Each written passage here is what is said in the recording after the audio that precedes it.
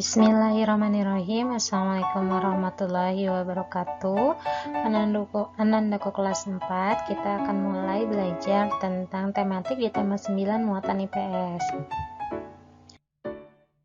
Nah, pada kesempatan kali ini kita akan membahas tentang manfaat sungai dan juga pohon. Sungai dan pohon ini merupakan lingkungan yang biasa kita temui dalam kehidupan sehari-hari.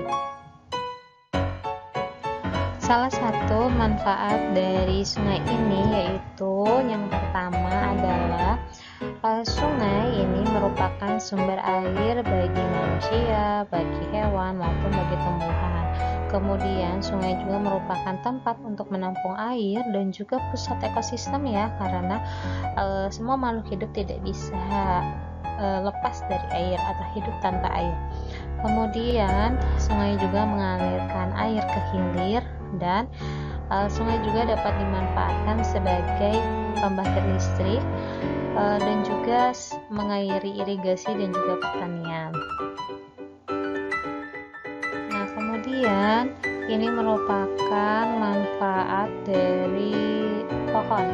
Yang pertama, pohon ini dapat mencegah terjadinya perubahan iklim. Kemudian pohon juga menghasilkan banyak sekali makanan ya, seperti buah-buahan ataupun sayur-sayuran. Pohon juga dapat digunakan sebagai obat. Di sini Ibu kasih contoh, misalkan pohon sirih ya, dapat mengeringkan luka. Kemudian merupakan juga pembersih udara. Kenapa? Karena dalam proses fotosintesis pohon itu akan menyerap karbon dioksida yang merupakan suatu polutan. Kemudian pohon juga penghasil oksigen yang terjadi akibat adanya proses fotosintesis dan sangat diperlukan untuk makhluk hidup.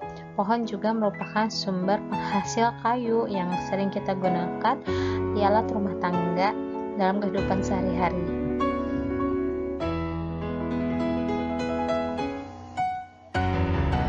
Nah, sumber daya alam ini meliputi sumber daya alam hayati, non hayati, dan juga yang dapat diperbaharui dan tidak dapat diperbaharui.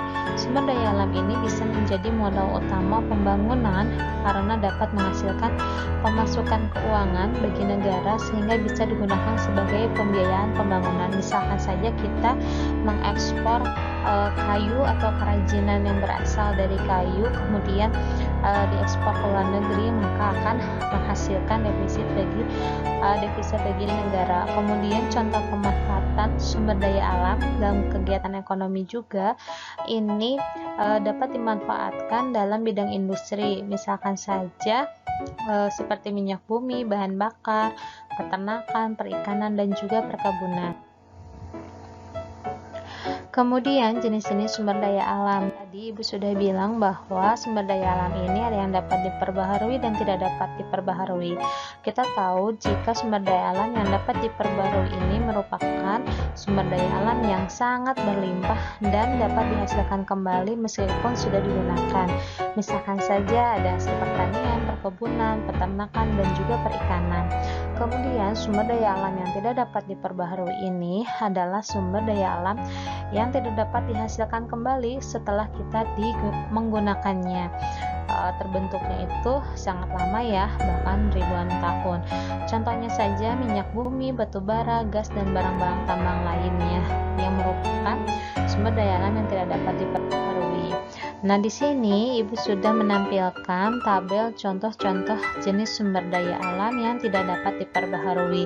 Ada yang merupakan sumber daya alam bukan logam, yaitu aspal, batu bara, minyak bumi, gas alam, dan juga sumber daya alam logam, yaitu emas, perak, mangan, nikel, pasir besi, platina, timbal, timah, dan juga sumber daya alam industri seperti berlian, belerang, fosfat, gamping, batu kapur, yodium, asbes, dan juga gipsum.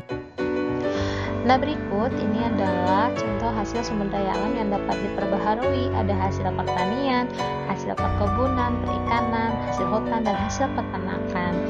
Contohnya saja hasil pertanian yaitu kangkung, lobak, bayam, cabai, ubi, kacang, padi, dan juga bawang. Hasil perkebunan perkebunan, misalkan saja karet, kelapa sawit, pohon jati, pohon akasia, pohon sengon, kopi, teh, dan juga tebu. Hasil perikanan contohnya rajungan, ijoan, ikan, rumput laut, kepiting, gurita, udang, mutiara. Dan hasil hutan misalkan saja ada madu, jamur, tanaman pakis, kayu pinus, getah damar, ulin, rotan, dan juga gelam. Sedangkan hasil peternakan ini biasanya kita konsumsi sehari-hari ada ayam, ada sapi, kambing, angsa, bebek, burung puyuh, kerbau, dan juga kuda. Nah, kemudian berikut ini adalah sumber daya alam yang tidak dapat diperbaharui yang Ibu bagi kelompok menjadi bahan tambang organik, bahan tambang logam, dan bahan tambang untuk industri. Bahan tambang organik ini adalah bahan tambang yang berasal dari tumbuhan ya, atau makhluk hidup kecil yang terpendam selama jutaan tahun lamanya. Contoh bahan tambang organik adalah minyak bumi, batu bara, aftur, aspal, dan juga gas bumi. Sedangkan bahan tambang logam contohnya perak, mangan, nikel, emas, pasir, besi. Bahan tambang untuk industri belerang, fosfat, berlian, kaolin, dan juga gamping.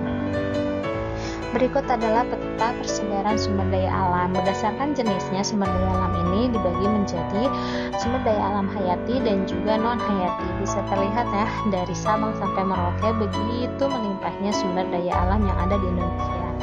Nah, ini merupakan nama-nama atau tabel dari nama-nama daerah dan juga sumber daya alam hayati yang berlimpah di daerah tersebut.